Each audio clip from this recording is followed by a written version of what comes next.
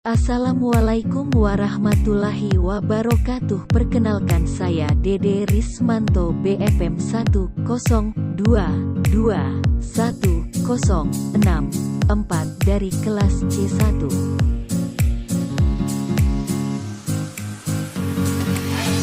Sini saya akan menjelaskan materi yang pertama. Dari segi bahasa, Rasul berasal dari kata rasala yang berarti mengutus, sedangkan kata Rasul adalah bentuk infinitif dari kata rasala yang berarti utusan atau seorang yang diutus. Adapun secara istilah, kata Rasul artinya adalah seorang lelaki yang dipilih dan diutus oleh Allah Subhanahu wa taala dengan membawa risalah kepada umat manusia. Ada dua kata kunci yang memahami definisi Rasul. Yang pertama, hamilu risalah, membawa dan menyampaikan risalah. Yang kedua, mengenai hal ini Allah Subhanahu wa taala berfirman, "Hai Rasul, sampaikanlah apa yang diturunkan kepadamu dari Tuhanmu, dan jika tidak ada kamu kerjakan apa yang diperintahkan itu, berarti kamu tidak menyampaikan amanatnya. Allah memelihara kamu dari gangguan manusia. Sesungguhnya Allah tidak memberi petunjuk kepada orang-orang yang kafir." Quran Surah Al-Maidah ayat 67. Di sini ada tanda-tanda kerasulan menjadi seorang pemimpin untuk mengantarkan umat Islam atau umat Muslim dari zaman jahiliyah menuju zaman penuh penerangan harus memiliki daya juang yang tinggi. Daya juang tersebut diiringi oleh ketulusan hati untuk mendapatkan rahmat dan ridho dari Allah Subhanahu wa taala. Senantiasa bersama-sama menguatkan akar pondasi iman dan takwa. Maka dari itu, Allah kirimkan utusan ke muka bumi dengan 3 macam sifat nabi. Yang pertama, kepemimpinannya dalam Islam, yakni kegiatan menuntun, memotivasi, membimbing dan mengarahkan agar manusia dengan Allah Subhanahu wa taala dekat. Pemimpin tersebut adalah Nabi dan Rasulullah SAW, pilihan Allah Subhanahu wa taala dengan memiliki sifat Nabi yang patut untuk diimplementasikan dalam kehidupan. Sifat dasarnya yang pertama ada sifat wajib. Sifat ini merupakan hal yang pasti harus ada di dalam diri Nabi atau Rasul. Cakupannya meliputi syidik, amanah, tabligh, dan fatonah. Ada sifat mustahil. Sifat ini merupakan sifat yang tidak mungkin ada pada diri Nabi atau Rasul. Sifat-sifat tersebut seperti kizib, khianat, hitman, dan baladah atau buruh. Sifat jaij pada Nabi dan Rasul sangat berbeda dengan sifat jaij Allah Subhanahu wa taala. Adapun jaij bagi Rasul adalah sifat kemanusiaan, yaitu al-aradul basyariyah, artinya Rasul memiliki sifat-sifat sebagaimana manusia biasa seperti ismatu Rasul dan iltizamu Rasul. Ada berita kedatangan sebelum Nabi Muhammad SAW diutus jauh sebelum para nabi telah memberitahukan kepada umatnya bahwa akan ada seorang nabi yang diutus. Penjelasannya ini terkadang dengan menyebut nama, terkadang juga hanya menyebutkan sifat-sifatnya. Penjelasan ini ada di dalam kitab-kitab sebelum Al-Quran seperti Taurat dan Injil. Banyak bukti yang menunjukkan hal ini, baik dari Al-Quran, hadis Rasulullah SAW, ataupun dari kitab-kitab mereka. Para ulama syirah membawakan bukti-bukti ini dalam kitab-kitab mereka untuk menunjukkan bahwa kedatangan Nabi SAW telah disebutkan dalam Taurat dan Injil, karena para ulama kitab mengetahui masalah ini. Makanatul Rasul, kedudukan Rasul. Muhammad SAW memiliki kedudukan yang istimewa bagi umat Islam, namun kedudukan beliau yang istimewa itu tidak disikapi oleh umat Islam dengan sikap gulu atau berlebihan, sebagaimana sikap Nasrani yang mempertuhankan kepada Nabi Isa alaihissalam. Umat Islam memposisikan Rasulullah SAW secara proporsional sebagaimana diajarkan sendiri oleh beliau. Dari dari Ubaidillah bin Abdillah dari Ibnu Abbas yang mendengar Umar radhiyallahu anhu berkata di atas di mimbar, aku mendengar Rasulullah SAW bersabda, janganlah kalian berlebih-lebihan dalam memujiku seperti orang-orang Nasrani berlebih-lebihan dalam memuji putra Maryam.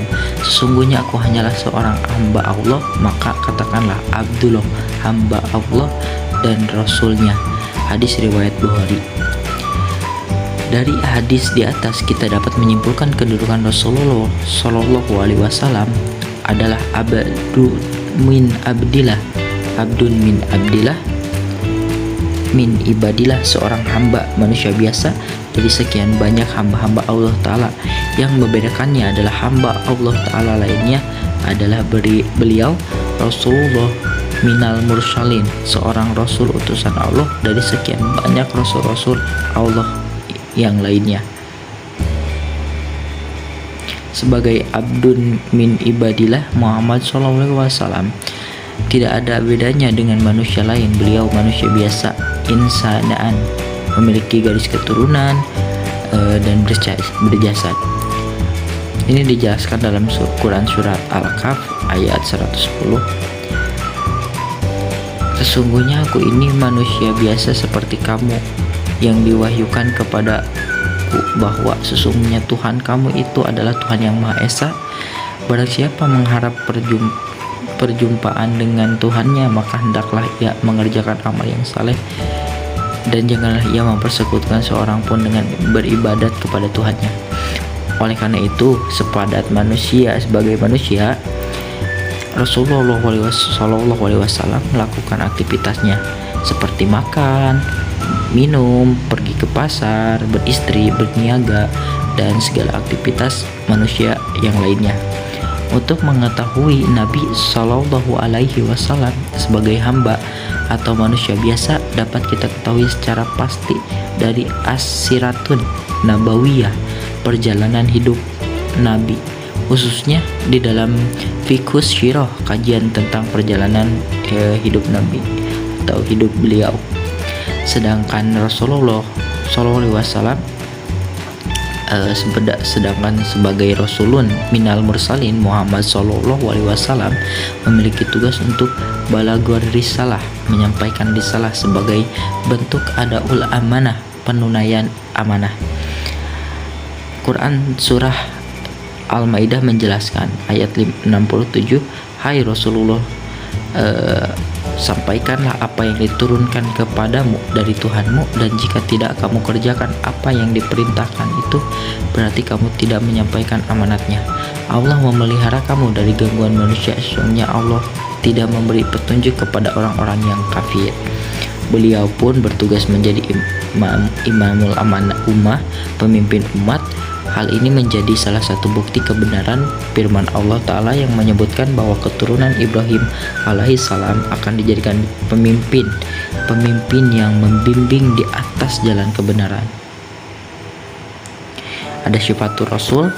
Sifat Zaiz adalah sifat yang boleh dimiliki oleh Rasul utusan Allah.